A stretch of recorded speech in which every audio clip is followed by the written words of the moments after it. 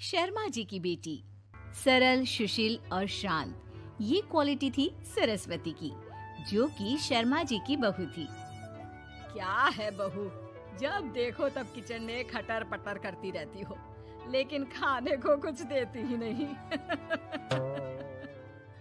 कैसी बात कर रही हो पीयूष की अम्मा? सुबह से 4 कप चाय, 2 बार नाश्ता और इतनी सारी बहू के हाथ की नमकीन तो खा चुकी हो, फिर भी ऐसा बोल रही हो? अरे कुछ तो डरो ऊपर वाले से। तभी वहाँ पीयूष आ जाता है। क्या है सरस्वती, इतनी देर लगती है क्या टिफिन बनाने में? एक काम है घर का तुम्हारे पास, वो भी नहीं कर पाती हो वक्त पर। आपका टिफिन टेबल पर रखा है और नाश्ता भी, बाकी का सामान बेड पर रखा है और अब मैं मंदिर जा रही हूँ। सरस्वती मंदिर चली जाती है। उसके जाने के बाद घर में, यार माँ कैसी गवाह लड़के से शादी करा दिया है। मंदिर, पूजा, किचन और सास ससुर के सिवा इसे कुछ दिखता ही नहीं है कि कैसे खुद को स्मार्ट बनाकर रहना होता है, कैसे लोगों से जुड़ना है, बातें करनी है, ऐश करना है। अरे पैसा बचाओ और कुछ आता ही नहीं इस लड़की को। जो क्वालिटी तू गलत तरीके से बता रहा है ना, दरअसल एक अच्छी गृहिणी की वही सारी अच्छाई होती है बेटा। घर को चलाना, समाज में इज्जत दिलाना और घर वालों का ख्याल रखना, और चाहिए ही क्यों? अरे क्यों नहीं चाहिए कुछ और? लड़की ऐसी होती है कि घर आए तो पूरा घर बदल कर रख दे, सभी को खुश रखे। लेकिन बहू के अंदर तो ये सारी क्वालिटी है ही नहीं। अरे खुश तो उन्हें रखा जाता है जो खुश रहना जानते हैं। तुम लोगों को तो कोई खुश नहीं कर सकता। पिताजी, अब आप ही लोग सोचिए, क्योंकि मैं किसी और से शादी करना चाहता हूँ। आप लोगों को बहू के साथ रहना है या मेरे साथ? क्योंकि मैं अब इसके साथ नहीं रह सकता। मैं बहू को नहीं छोड़ सकता। उसके मरते पिता को मैंने वादा किया था कि मैं उसे बेटी बनाकर रखूंगा। तो ठीक है ना माँ, तैयार कर ले अपना सामान, हम दोनों किसी और घर में रहने चलेंगे तेरी नई बहू के साथ। अरे हाँ बेटा, वही ठीक है, लेकिन मैं तेरे पिता के बिना भी तो नहीं रह सकती। तो मेरे बिना रह सकती हो? ठीक है, मैं अकेले ही चला जाता हूँ। बेटा वहाँ से चला जाता है, लेकिन सास का दिल नहीं लगता। बहू मंदिर से भी हो आती है और फिर, माँ, पिताजी, खाना लग गया है, खा लीजिए। हाँ, तुझे बस आता ही क्या है, खाना बनाना और खाना खिलाना।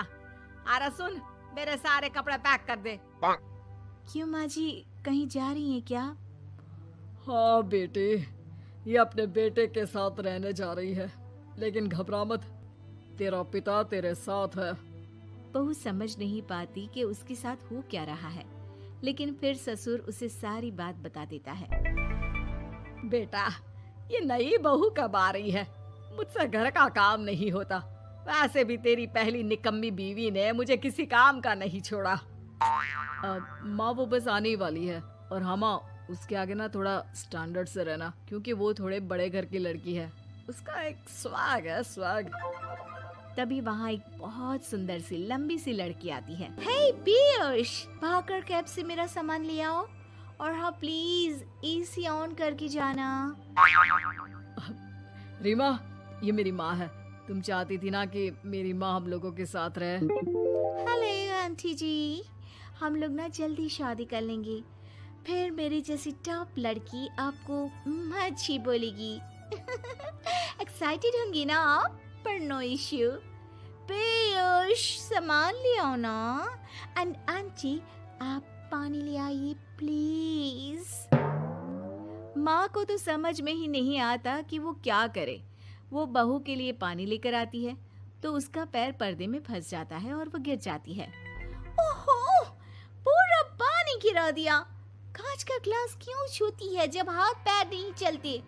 कितनी मुश्किल से मैंने और पीयूष ने ये गृहस्थी बनाने की कोशिश की है। अरे पर तो क्या हो गया, एक गिलास ही तो टूटा है। अपने घर में तो रोज एक तोड़ती हूँ, लेकिन मजाल है सरस्वती कुछ कहे। और हाँ, मैं पानी वानी नहीं पिलाने वाली, मुझे ऐसी कोई आदत नहीं है। बहू हो, बहू की तरह रहो, समझी? तभी वहाँ पीयूष आ जाता है, जिसे देख रीमा रोने लगती है। देख लो अपनी माँ को। रोटी सुना रही है। अरे अभी तो मैं आई हूँ, थक गई थी, बस पानी क्या मांग लिया। कह रही है बहू हो, बहू की तरह रहो।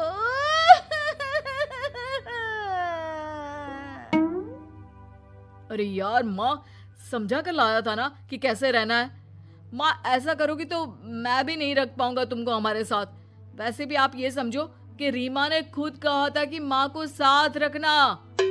अरे हाँ हाँ बेटा, वो सिर्फ इसलिए कि मैं घर का सारा काम करूं, बैठे बैठे इस महारानी को खाना पानी दूं। वैसे भी मैं जा रही हूँ, मुझे तो इस लड़की की शक्ल भी अच्छी नहीं लग रही। मेरी सरस्वती के आगे तो ये कुछ भी नहीं है। निकलो निकलो यहाँ से। मैंने सोचा था बिना पैसे का नौकर मिल जाएगा, लेकिन नहीं, कुछ लोगों को आदत होती है फ्री की रोटी खाने की। निकलो यहाँ से।